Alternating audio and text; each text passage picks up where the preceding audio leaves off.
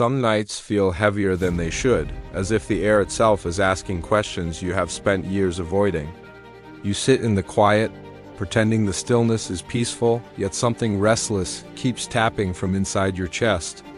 Maybe you have learned how to appear strong, dependable, composed, while secretly wondering why strength often feels like silent exhaustion.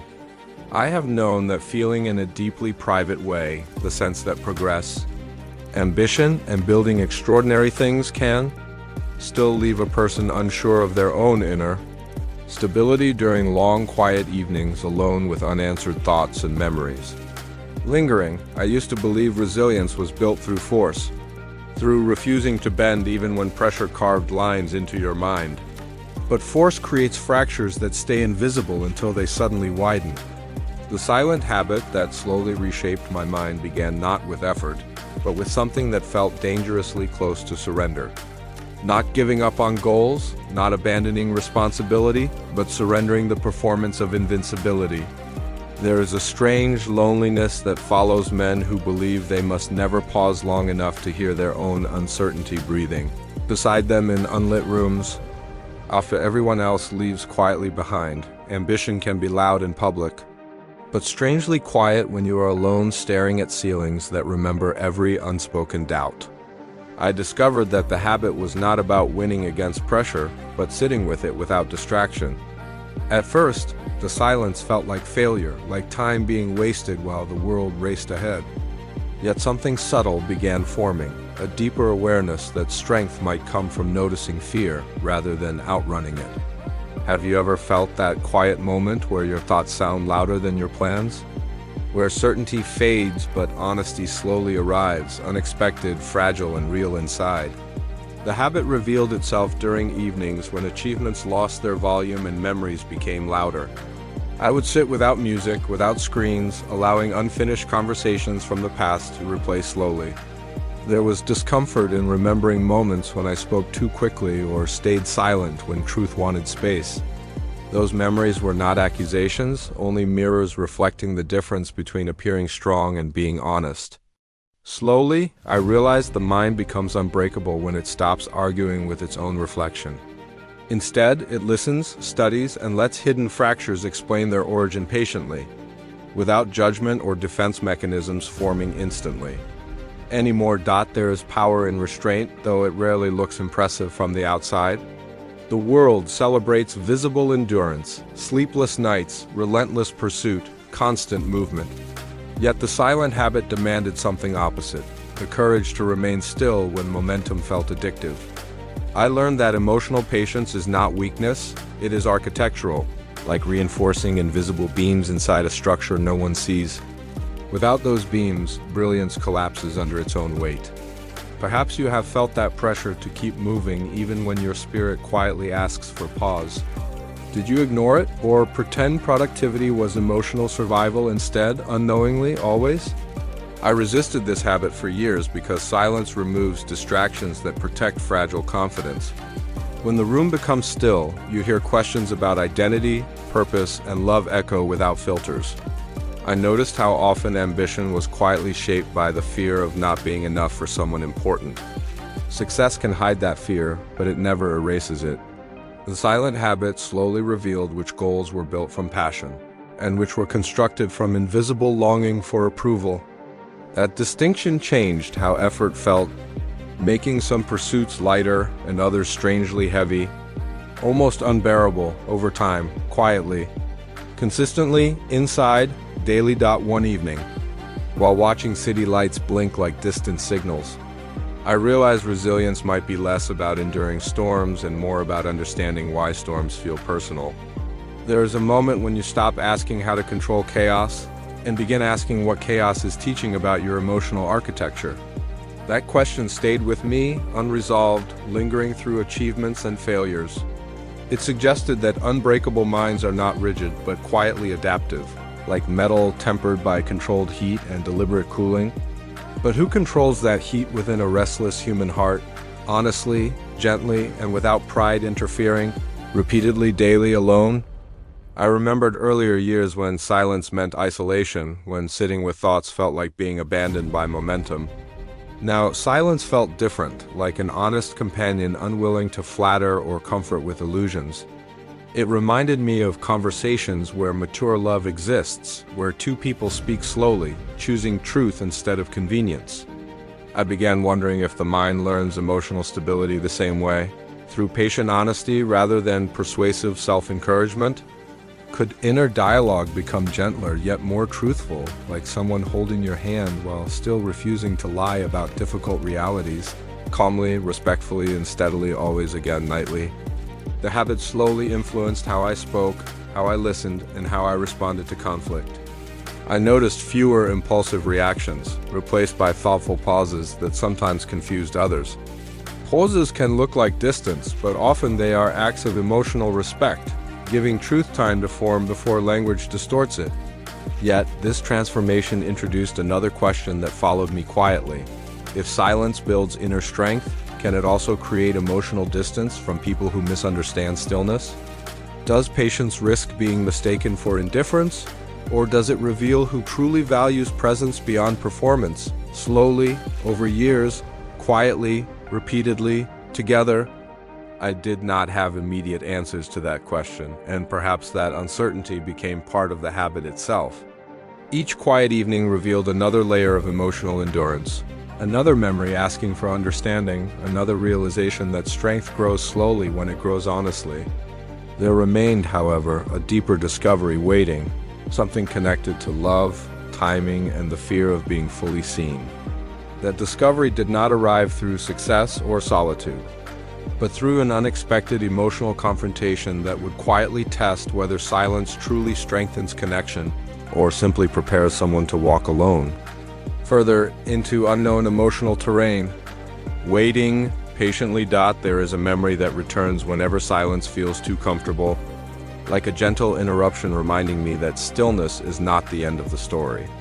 It began with a conversation that unfolded slowly, almost cautiously, with someone who carried emotional presence in a way that made performance feel unnecessary.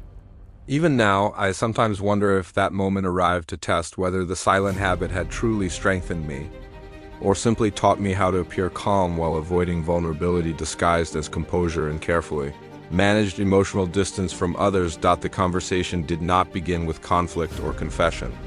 It began with a simple observation she made about pauses. She said my pauses felt thoughtful, but also distant, like doors left slightly open without invitation to enter.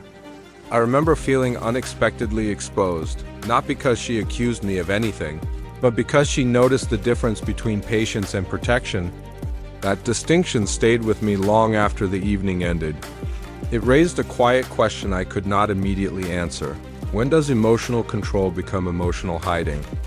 Even when intentions remain honest, respectful, and quietly self-protective without clear awareness? For many years, I believed maturity meant mastering emotional reactions, shaping responses carefully, ensuring stability no matter what tension entered the room. That belief built achievements and protected relationships from unnecessary storms.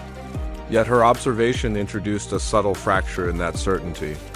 If someone feels your calm but not your openness, are they standing beside strength or standing outside it? The silent habit taught me to sit with discomfort, but now it asked something deeper. It asked whether I could sit with discomfort while allowing someone else to witness it without carefully managing their perception of me or my stability. That realization felt heavier than any external challenge I had faced. There is something profoundly vulnerable about allowing another person to see uncertainty forming in real time.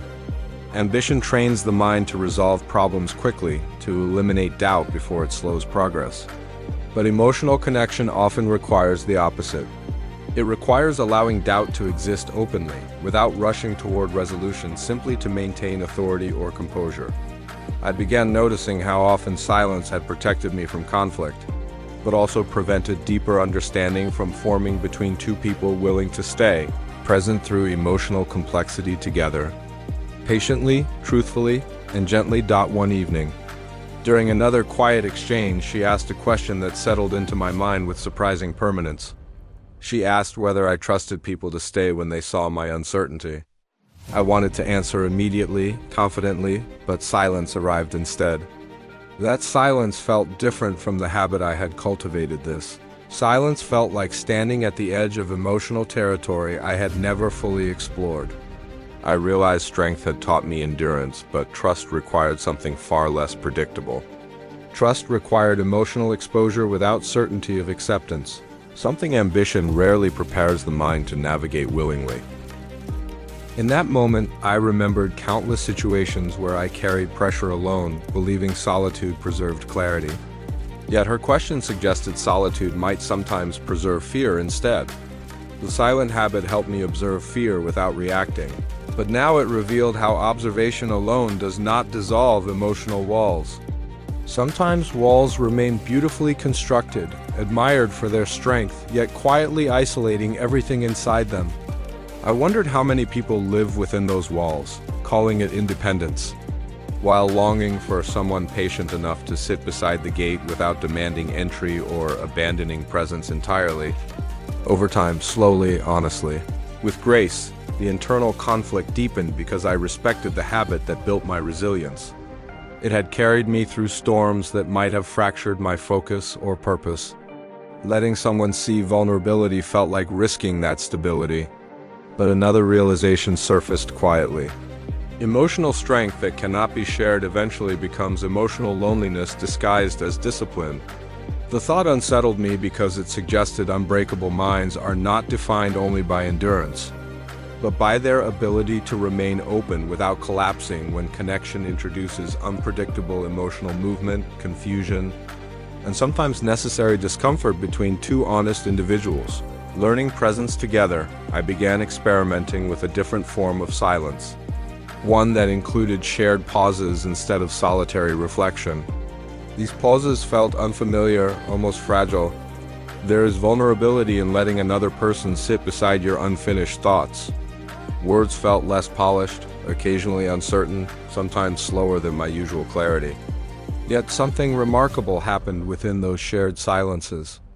The air felt warmer, less guarded, almost like emotional trust forming without dramatic declarations. It made me wonder if true resilience includes the ability to remain steady while someone else witnesses your internal process unfolding naturally, without editing it for comfort or protection or image. Still, uncertainty followed closely behind that warmth. I questioned whether openness would eventually dilute the focused solitude that shaped my ambition. There is a delicate balance between connection and clarity, between emotional availability and inner discipline. Could a man remain deeply driven while allowing emotional presence to influence his pace? Or does love inevitably soften the edges that once defined his strength? These questions lingered quietly, unresolved, repeating themselves during long drives, late evenings, and early mornings when the mind floats between memory and intention, searching for answers that cannot be engineered or accelerated through logic alone. The silent habit began evolving. It was no longer only about observing fear or internal tension. It became about observing how connection reshapes identity, sometimes subtly, sometimes profoundly. I noticed that allowing emotional visibility required a different kind of courage, one that did not rely on control or certainty. It required trust in timing, trust in another person's patience, and trust in my ability to remain grounded while emotional intimacy expanded unfamiliar internal spaces.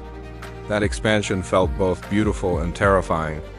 Like discovering rooms inside your own mind you had never entered before. Quietly, carefully, and slowly, there remained, however, an unresolved realization forming beneath these experiences.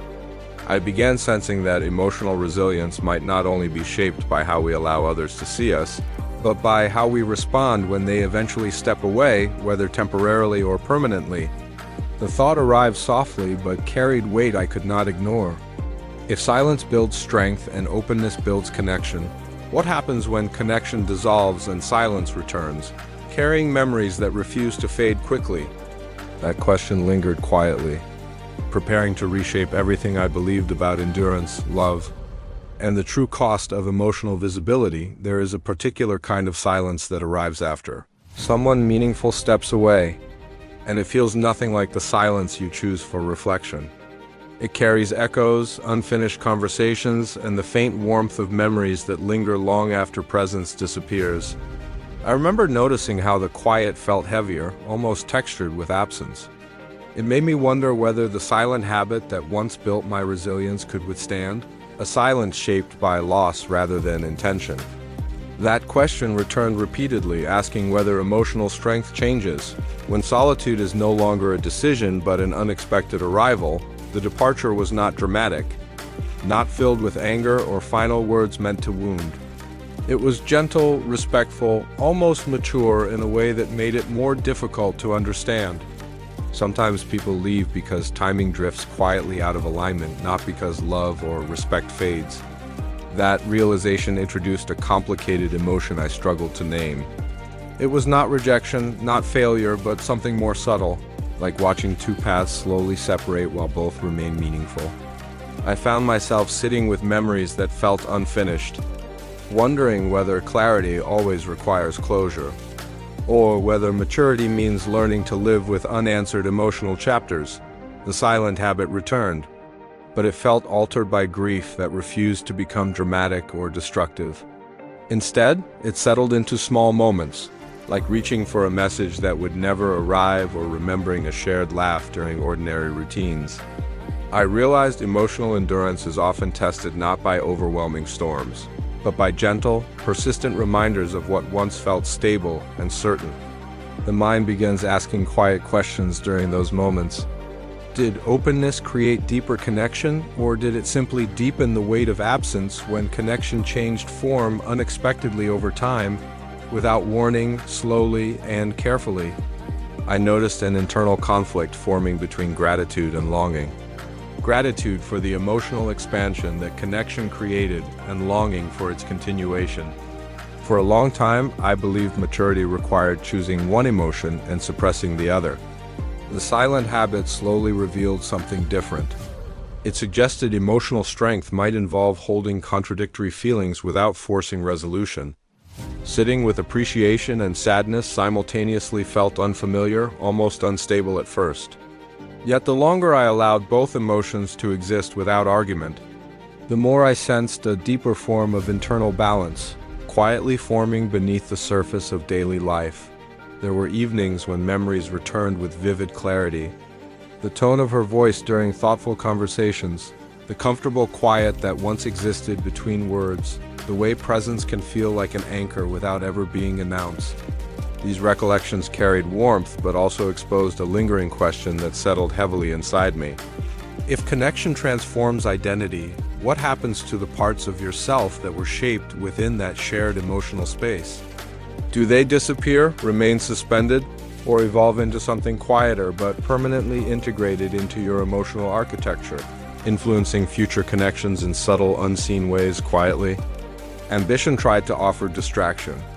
Work expanded, projects multiplied, and progress accelerated. From the outside, momentum appeared strong, uninterrupted, perhaps even more focused than before. But inside, I recognized a familiar temptation to replace emotional processing with productivity. The silent habit resisted that temptation. It reminded me that unresolved emotions do not disappear through movement. They simply follow at a distance, waiting for stillness to return. I began deliberately creating quiet evenings again, allowing memories to surface without forcing interpretation, trusting that understanding develops slowly when patience replaces urgency and emotional reflection over time. One night, while watching rain trace slow patterns across glass, I realized something unexpected about emotional loss. Loss reveals the depth of presence that once existed. It measures how profoundly another person influenced your internal world. That realization softened my perspective. Instead of viewing absence as something that weakened stability, I began seeing it as evidence that connection had expanded my emotional capacity. Yet another question emerged gently behind that realization. If emotional expansion increases sensitivity, does it also increase vulnerability to future loss? Or does it strengthen the ability to love again without fear controlling the outcome? The silent habit deepened during this period, becoming less about observing fear and more about understanding emotional continuity. I noticed that memories stopped feeling sharp over time. They became quieter, less intrusive, almost respectful.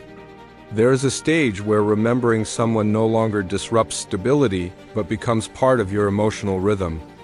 I found peace in that transition, but it introduced a reflective uncertainty. Does emotional healing mean returning to who you were before connection, or becoming someone entirely shaped by it, carrying invisible lessons that quietly guide how you love, trust, and remain present in future relationships? I also recognized a subtle shift in how I viewed strength. Earlier in life, strength meant remaining unaffected by change, maintaining consistent control regardless of external circumstances. Now, strength felt different. It felt like the ability to remain emotionally open after experiencing absence, without constructing protective barriers that prevent future connection. That realization felt fragile and powerful at the same time. Remaining open requires courage that rarely receives recognition because openness carries risk without guarantees. Yet something inside me sensed that emotional safety built through walls eventually transforms into emotional isolation. Quietly, over years, unnoticed until loneliness feels familiar. Still, a deeper uncertainty remained unresolved. I began wondering whether emotional resilience is fully formed through internal reflection alone, or whether it reaches completion only when tested again through new connection. The thought introduced both hesitation and curiosity. Could I allow silence, openness, and memory to coexist while stepping toward another emotional experience? Or would past presence create invisible comparisons that distort new connections before they have space to grow naturally? These questions followed me through ordinary routines, quiet mornings, and long drives, waiting patiently for understanding to unfold without forcing conclusions prematurely, or defensively. There was a quiet sense that another discovery waited beyond grief, beyond reflection, beyond acceptance of emotional continuity. I sensed it involved timing, the rhythm between solitude and connection, and the delicate art of knowing when to remain still and when to step forward emotionally. That understanding had not yet revealed itself fully. It lingered like distant light behind fog, visible but undefined, suggesting that resilience might not only be about surviving loss, but about recognizing when the heart becomes ready to trust life's unfolding again. Without rushing, resisting, or retreating entirely into familiar, protective silence, there comes a quiet moment when grief softens into reflection. And reflection slowly begins to resemble readiness, though it rarely announces itself clearly. I remember noticing subtle changes in how silence felt around me. It no longer carried the same weight of absence. Instead, it felt spacious, almost patient, like an empty room waiting without expectation. That shift raised a quiet question inside me. How does a person recognize when solitude has completed its lesson and is no longer protection, but hesitation disguised as emotional discipline, carefully preserved through familiar routines and carefully guarded inner stillness? The realization did not arrive through sudden confidence.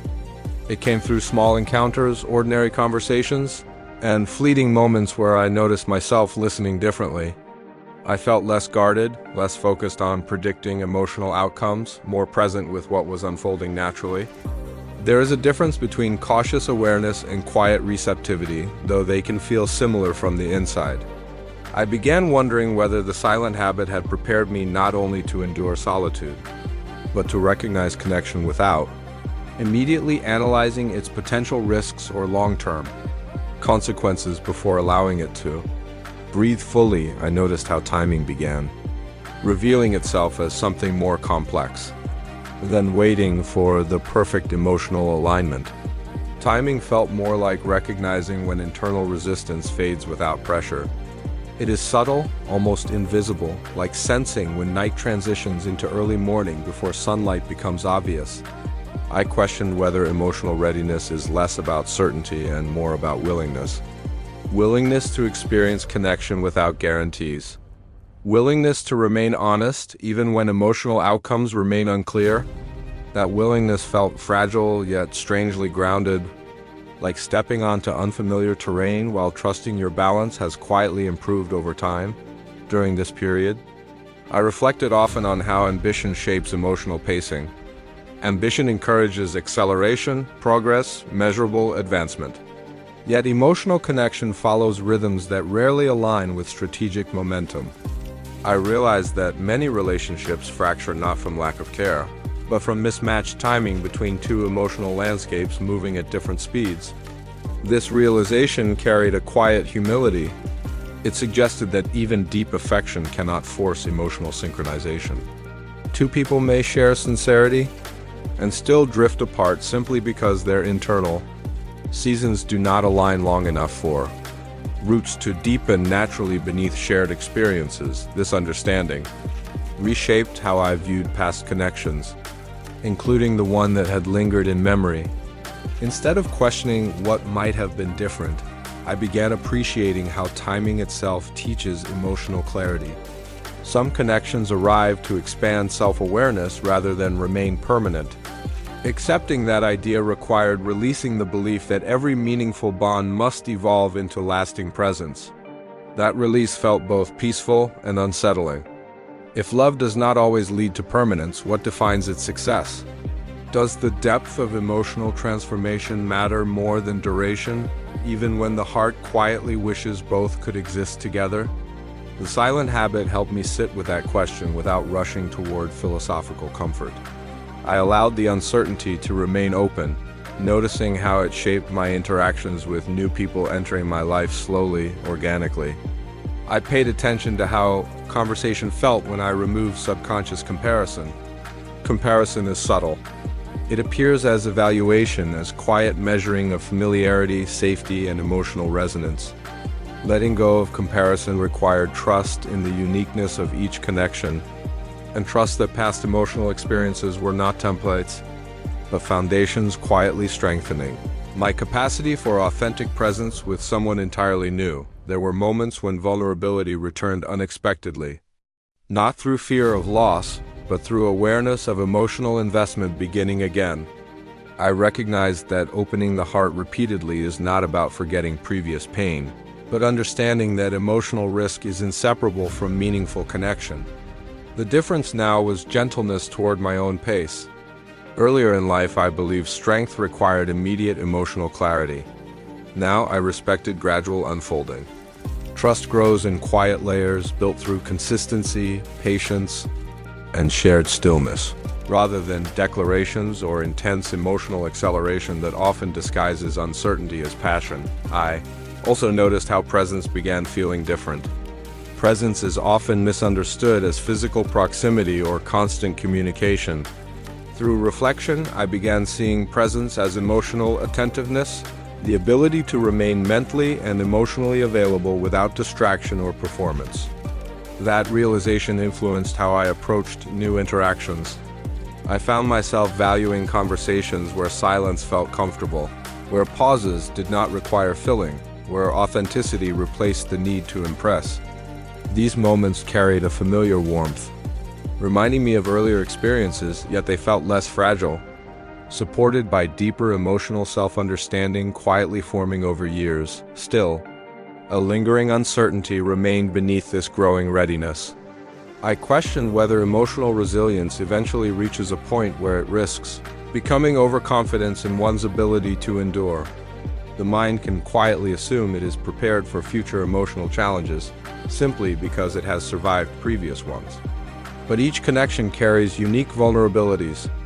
Recognizing that humility became essential. Emotional strength must remain flexible, aware that love always introduces unknown variables that cannot be predicted through past experience or internal discipline alone. No matter how refined or thoughtfully developed over time, gradually, I sense that resilience is not defined by how often the heart withstands change, but by how honestly it continues to engage with life's emotional unpredictability. That engagement requires continuous awareness, not fixed conclusions about readiness or capability. As new emotional possibilities approached quietly, I felt a calm curiosity forming alongside caution. It suggested that another lesson was waiting beyond timing and openness, something connected to acceptance of impermanence itself. I sensed that understanding might reveal the final dimension of the silent habit. one that redefines strength through peace rather than endurance. Alone. There is a quiet realization that arrives when you stop measuring strength by what you survive and begin measuring it by how peacefully you exist within uncertainty. I noticed this shift one evening when the familiar stillness no longer felt like preparation or recovery. It felt complete in a way that required nothing to be added or removed. The silent habit had carried me through ambition, connection, loss, reflection, and readiness. Yet a deeper question remained, almost whispering beneath everything I had learned. What if true mental unbreakability is not about resistance at all, but about acceptance that life will always remain emotionally unfinished? For years, I believed completion was necessary for stability. Projects needed resolution. Conversations needed closure. Relationships needed definition. But emotional life rarely follows structured endings. It moves in cycles, transitions, and evolving meanings that resist final interpretation. The silent habit slowly revealed that peace grows when you stop demanding final answers from experiences that were never designed to conclude neatly. That realization felt like releasing a weight I did not know I had been carrying. It allowed memories, connections, and uncertainties to exist without pressure to categorize them as success or failure. I began noticing how acceptance transforms emotional tension into quiet understanding. Acceptance does not erase longing or curiosity. It simply removes resistance against them. There is a calm strength in allowing emotions to flow without immediately shaping them into conclusions. I found myself revisiting memories with gratitude rather than analysis, recognizing that every meaningful connection had altered my emotional depth in ways that remained present even after physical presence changed. That understanding created a quiet confidence, one that did not depend on permanence but trusted the lasting influence of sincere emotional experiences over time. The silent habit revealed another subtle truth. Emotional unbreakability is not built by avoiding attachment. It is built by attaching fully while accepting that attachment carries vulnerability. Many people attempt to protect themselves by loving cautiously, believing restraint prevents pain. But cautious love often prevents transformation. Real connection reshapes identity, expands perception, and challenges emotional limitations. The risk of loss remains, but so does the expansion of emotional capacity. I realized the mind becomes stronger not by limiting how deeply it feels, but by trusting its ability to heal, adapt, and remain open after feeling deeply. There were moments when I questioned whether acceptance might reduce ambition or dull the sharp focus that once defined my drive. Instead, I discovered something unexpected. Acceptance clarified purpose. When fear of emotional disruption fades, focus becomes cleaner, less distracted by subconscious tension. Effort becomes intentional rather than compulsive. I noticed that creativity expanded when internal conflict softened. The mind moved with quiet precision, guided by clarity rather than urgency. Strength no longer felt like constant pressure. It felt like steady alignment between intention, emotion, and presence working together without internal resistance. I also began recognizing how acceptance reshapes relationships. When you accept impermanence, you stop demanding guarantees from people. You begin valuing presence for what it is rather than what it promises to become. Conversations feel lighter, more honest, less influenced by hidden expectations. I found myself listening more deeply, appreciating moments without silently calculating their future significance. That shift created emotional safety not only for myself but for those around me. People often sense when they are allowed to exist, without pressure to fulfill predetermined emotional roles or timelines. The silent habit also transformed how I viewed solitude. Earlier in life, solitude felt like preparation for connection or recovery from it. Now, solitude felt like a companion rather than a condition. It became a space where emotional clarity and self-respect quietly reinforce each other. Solitude no longer signaled absence of love. It signaled presence of self-understanding. That distinction created balance. Connection became a choice rather than a necessity for emotional stability. And paradoxically, choosing connection from stability creates deeper, more authentic bonds than seeking connection to fill internal emptiness, there were still occasional echoes of past questions. Would future connections carry the same emotional intensity? Would timing align more easily, or would life continue introducing lessons through shifting rhythms? I noticed that these questions no longer created anxiety. They felt like natural curiosities, part of life's unfolding rather than obstacles requiring immediate answers. The silent habit had reshaped my relationship with uncertainty itself. Uncertainty became space for possibility instead of evidence of instability. That transformation felt like discovering calm water beneath waves that once seemed overwhelming. I often reflect on how this journey would appear from the outside. It would likely look uneventful, quiet, perhaps even ordinary. Yet inside, the transformation feels profound. Mental resilience is often imagined as visible endurance, dramatic perseverance through external pressure.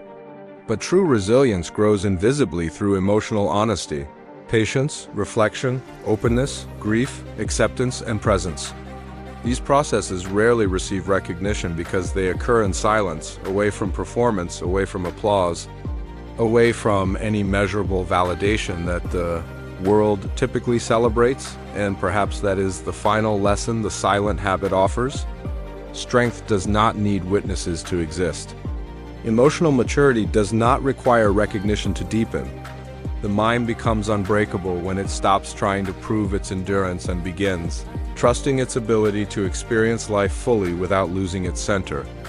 There is peace in knowing that vulnerability and stability can coexist, that love and independence can support each other, and that timing, connection, and solitude are not opposing forces but interwoven rhythms guiding emotional evolution throughout a lifetime. Sometimes, during late evenings when the world grows quiet again, I return to the same stillness that began this journey. The silence feels familiar, but now it carries warmth rather than tension. It reminds me that strength was never about eliminating uncertainty or preventing emotional change. Strength was learning how to remain present, honest, and open while life continues unfolding without guarantees. And in that quiet awareness, I often wonder if the most powerful habit a person can build is simply learning to sit peacefully with their own heart. Listening without fear, allowing life to speak slowly, and trusting what unfolds next. Asterisk.